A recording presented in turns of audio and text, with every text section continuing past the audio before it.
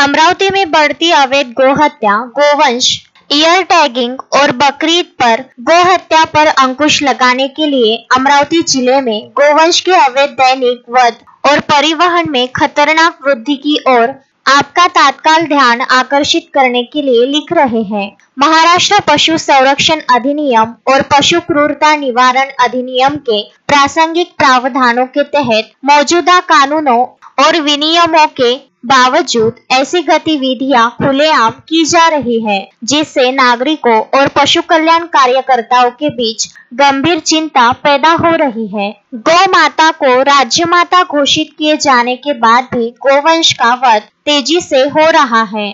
हम आपका ध्यान कुछ बिंदुओं की ओर आकर्षित करना चाहते हैं, जिसके अनुसार यदि आपकी ओर से पहल की जाए और कठोर कदम उठाए जाए तो कई चीजें किसी न किसी तरह से रोकी जा सकती हैं। इस अवैध गतिविधि को रोकने और कानून को बनाए रखने के लिए आवश्यक और तात्काल कदम उठाए जाएंगे, ऐसी मांग संत श्री 1008 शक्तिपीठ शक्ति महाराज जी माता महाकाली देवी स्थान अमरावती व हिंदू संगठन की ओर से पत्रकार परिषद में की गई है।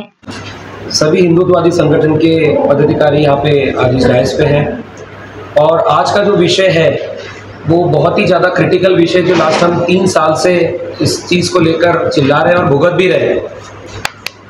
हर साल बकरी ईद पर बकरी का कुर्बानी ना देते हुए गोवंश की ईद मनाई जाती है और ये चीज़ किसी से छुपी नहीं है कि अमरावती में इलीगल एक्टिविटीज़ सर्च पर है। कहने का मतलब ये है कि अवैध ट्रांसपोर्टेशन, अवैध रूप से गौ माता गोवंश का कत्ल, अवैध रूप से उनको लेकर आना गाड़ियों में भर भर कर, ये और भी बड़े लेवल पर अभी शुरू है।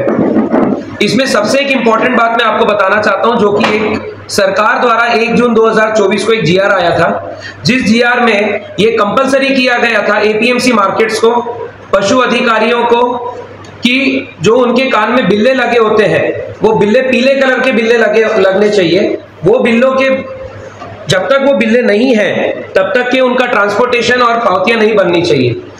पर अभी फिलहाल पिछले हफ्ते हम लोग ने एक ऐसा एविडेंस पकड़ा है कि पीले कलर के बिल्ले ना लगाते हुए 100 रुपए में ये ऐसे पर्पल कलर के बिल्ले मार्केट के बाहर बेचे जा रहे हैं। और ये जो बिल्ले हैं ये बड़े कैटल्स के लिए नहीं है, जैसे गौ के लिए नहीं है, गोवंश के लिए नहीं है।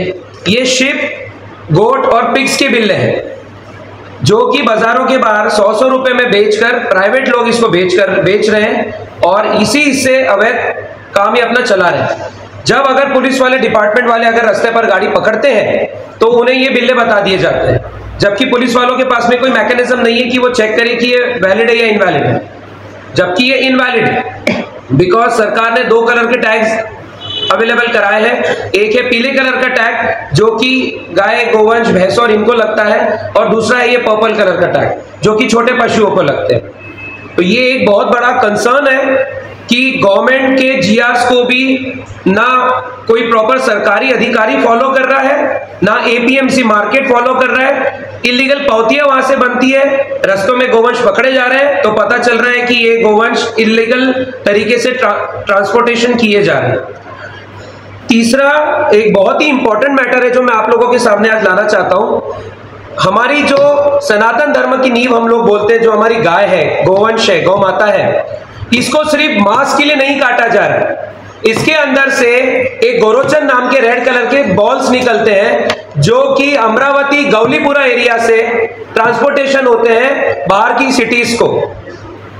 इस सब के जो कसाई है, जो बुचर्स इलीगल कत्ल खाने अपने घर घर में चला रहे हैं, अपनी घरों के अंदर इन्होंने जो अभी बकरी ईद पर इन्होंने जो इस बार की स्ट्रैटेजी चेंज की है, तो वो ये ना समझे कि हमें आप लोगों की स्ट्रैटेजी पता नहीं है।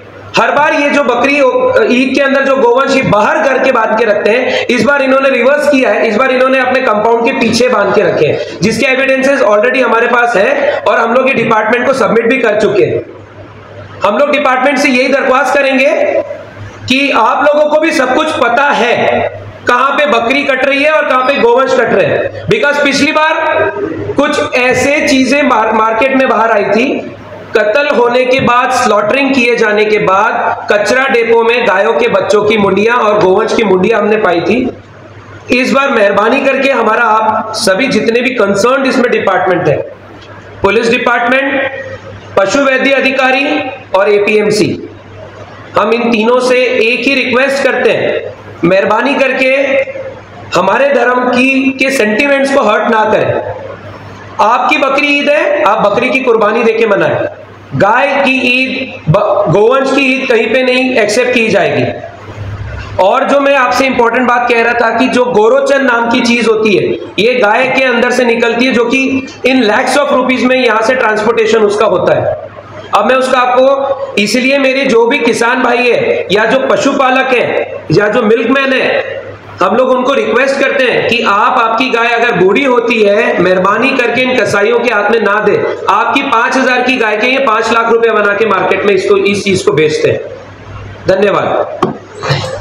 समाचार संकलन अशोक भाई जोशी।